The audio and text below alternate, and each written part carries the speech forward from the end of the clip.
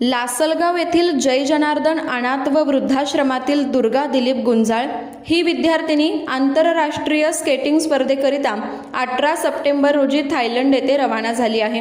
ग्रामीण भागात राहणाऱ्या दुर्गा दिलीप गुंजाळ या विद्यार्थिनीचा स्केटिंगमधील प्रवास हा अत्यंत खडतर असून ती आता थेट थायलंडमध्ये स्केटिंग खेळ प्रकारात भारताचे प्रतिनिधित्व करणार आहे। दुर्गाला सरावासाठी शहरी भागासारख्या कोणत्याही सुविधा उपलब्ध नसल्याने तिचा स्केटिंगमधील प्रवास हा अत्यंत खडतर आहे। आश्रमाचे सचिव दिलीप गुंजाळ व त्यांच्या पत्नी संगीता गुंजाळ यांनी दुर्गाचे संगोपन हे अनाथ आश्रमातील निराधार मुलांबरोबरच केले आहे। कोणतीही आर्थिक परिस्थिती नसताना लोकांनी दिलेल्या मदतीवर दुर्गा मोठ्या दिमाखात भारताचे प्रतिनिधित्व आता थायलंडमध्ये करणार आहे। याचा मनस्वी अधिक आनंद होत असल्याचे दिलीप गुंजाळ व संगीता गुंजाळ यांनी बोलताना सांगितले।